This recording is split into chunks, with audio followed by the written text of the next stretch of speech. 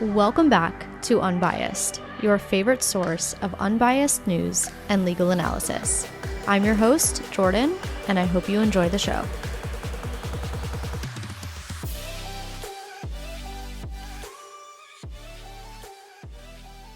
Welcome back to Unbiased. Today is January 30th, 2024. This episode was recorded yesterday around 5 p.m. Eastern Time.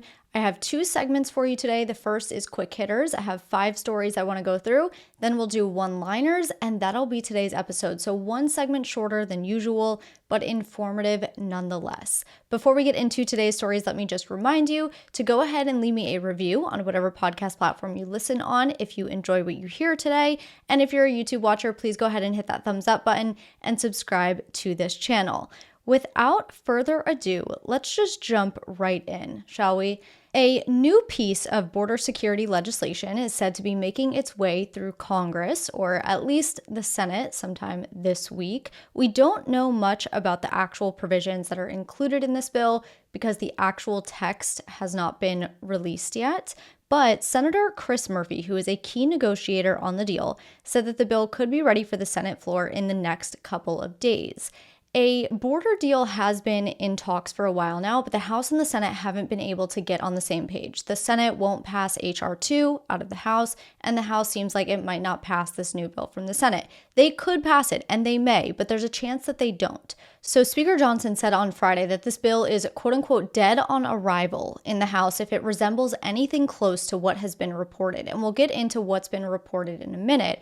But the two reasons that the Senate's bill may not have the support of House Republicans is because, one, perhaps it's not tight enough, it doesn't go far enough, and two, this is a campaign issue, right? Based on what some Republicans have said, this may not be a good time for them to give Biden what they call an immigration win. Donald Trump said on Thursday, quote, "A border deal would be another gift to the radical left Democrats. They need it politically but don't care about our border. What is currently being worked on in the Senate will be meaningless in terms of border security. If you want to have a really secure border, your only hope is to vote for Trump 2024. End quote. Trump has also been reportedly lobbying House Republicans both in public on social media and through private phone calls to oppose this bill. And Senate Minority Leader Mitch McConnell said last week that Trump's opposition would make it difficult to get the plan through Congress. Now, as far as what has been reported, some outlets have said that the bill includes measures such as one that would require DHS to shut down the border for those not entering through lawful ports of entry once the number of migrant encounters hits a daily average of 5,000 in a week or 8,500 in a single day, at which time those restrictions would remain in place until illegal crossings drop and remain low for an extended period of time. The Department of Homeland Security would also have the option of using the authority to shut the border down even earlier, such as when crossings surpass a daily average of 4,000 in a week. But again, remember, when I say shutting down the border, I'm talking about shutting down the parts of the border that don't include legal ports of entry. Legal ports of entry would remain open regardless. The deal would also reportedly expedite the asylum process down to 6 months. It would limit the use of parole to release migrants, and it would ban those who attempt to cross illegally after only 2 attempts. Now remember, all of this is reportedly, right? We won't know the actual text of the bill until it's released. This is just what's been reported.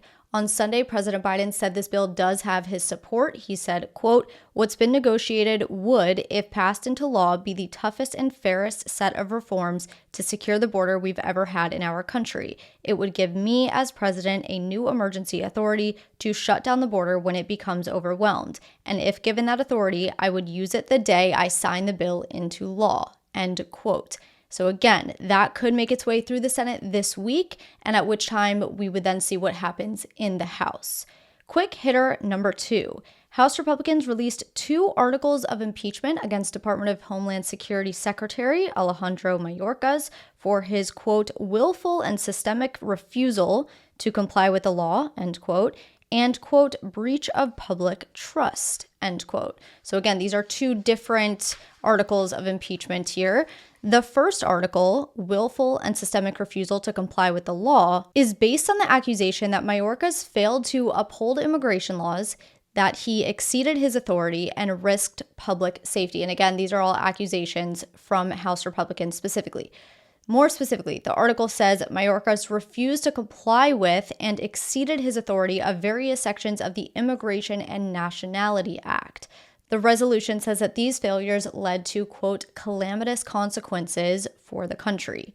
The second article, breach of public trust. This stems from various allegations of false statements, including various statements to Congress that the border is secure, that the border is closed, statements about the vetting process of Afghans that were brought into the United States who were then granted parole following Biden's withdrawal in 2021, statements supporting a narrative that Border Patrol agents maliciously whipped illegal aliens, and more. The resolution concludes by saying, quote, Alejandro Mayorkas has demonstrated that he will remain a threat to national and border security, the safety of the American people, and to the Constitution if allowed to remain in office. He has acted in a manner grossly incompatible with his duties and rule of law.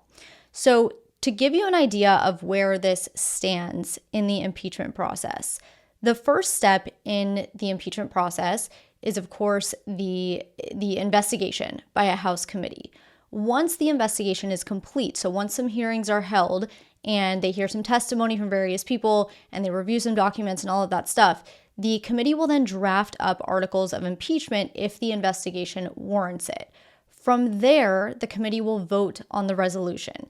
And if it passes the committee vote, then that resolution goes to the full House for a vote. If it passes the full House, that person is officially impeached.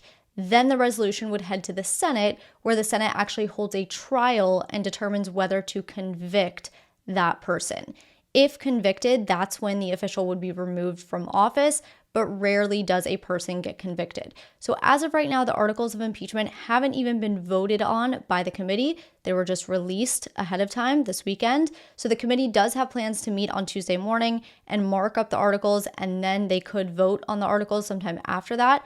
But as of now, the articles have not yet passed the committee. They haven't yet been, introduced to the full House. So if the committee passes the articles, that's when the resolution would then go to the full House for a vote. And of course, if it passes, then Mayorkas would officially be impeached and the process would proceed on from there. But that's where it currently stands. The DHS responded to this resolution with a memo that called the effort a, quote, distraction from other vital national security priorities and the work Congress should be doing to actually fix our broken immigration laws, end quote. The memo said in part, quote, they don't want to fix the problem, they want to campaign on it, end quote. That takes us to our third quick hitter, which is the 3 United States soldiers that were tragically killed in the country of Jordan. So 3 United States soldiers were killed and more than 40 service members were injured in a drone attack on a small United States outpost in the country of Jordan on Sunday. This was the first time United States troops have been killed by enemy fire in the Middle East since the start of the Israel-Gaza war. This particular base is called Tower 22.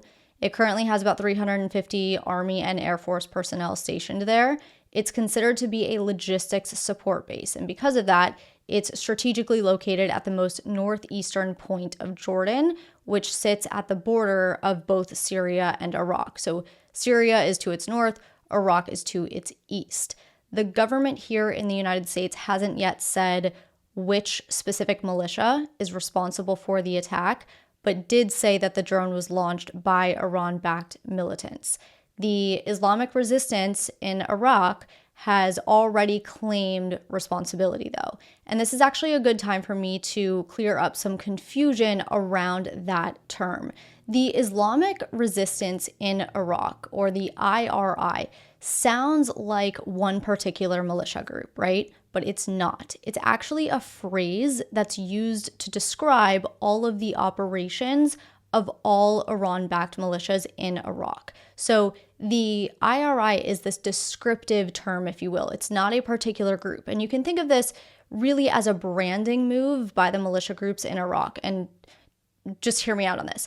Not only did they find a way to describe all of their groups under one umbrella, but they found a way for each specific group to avoid responsibility for any given attack. So if, as an example, there's an attack and the IRI claims responsibility, but not the specific group within the umbrella of the IRI that carried out the attack, then there's not one specific group to retaliate against. So whenever you see that term, Islamic resistance in Iraq, just know it's a descriptive term for all of the Iran-backed militias operating in Iraq and not one militia specifically.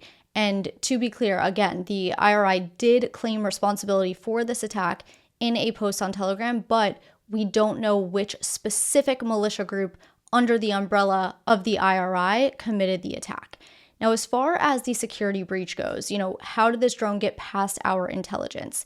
It's being reported, it's still being investigated, but it's being reported that the drone followed one of our drones back to the base, apparently caused some confusion with those monitoring the situation, and the military personnel mistook that drone for an American drone and therefore failed to shoot it down.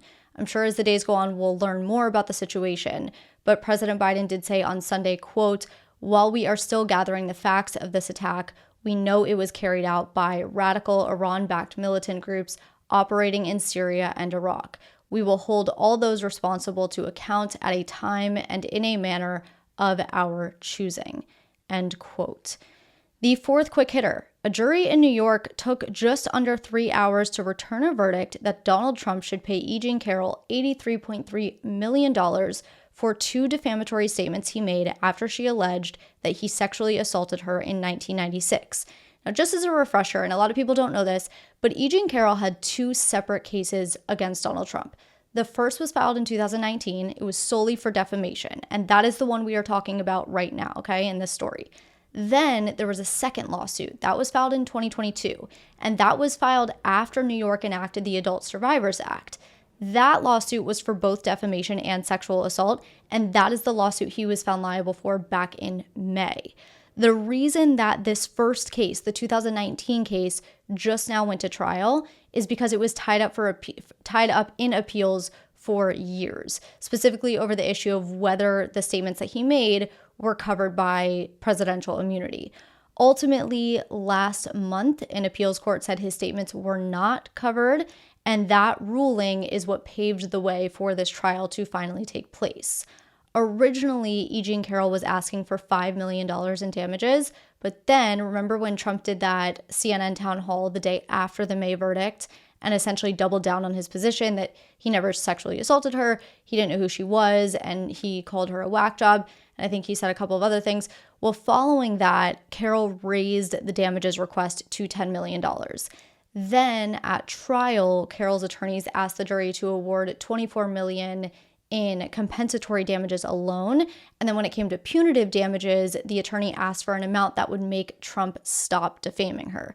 They didn't put a number on it, but that was their ask. The jury ultimately decided to award $65 million in punitive damages and another $18.3 million in compensatory damages. And just to clarify, punitive damages are awarded as a punishment to the defendant for the behavior, whereas compensatory damages are intended to compensate for, any damage suffered. In this case, it was damage to her reputation, her career, emotional harm, things like that. So this $83.3 million is in addition to that $5 million that he was ordered to pay her back in May for a separate defamatory statement. And what'll happen from here is Trump will put the money into a court-controlled account, which he can secure a bond for, and that money will stay locked up in that account until all of the appeals play out. And once the appeals are done, the prevailing party will be able to access that money in the court-controlled account. And Trump did say on Friday he was appealing that verdict. Quick hitter number 5 is an execution update. Friday's episode included a story about Kenneth Eugene Smith, who is scheduled to be the country's first nitrogen hypoxia execution. I said I would update you if the execution went forward as planned, and it did, so here is the update. Kim Chandler, who is a reporter for the AP, she was a witness to the execution. So there's basically a media witness room where there were 5 reporters present and watching and reporting on the execution. So she provided a pretty in-depth timeline as to the events that took place.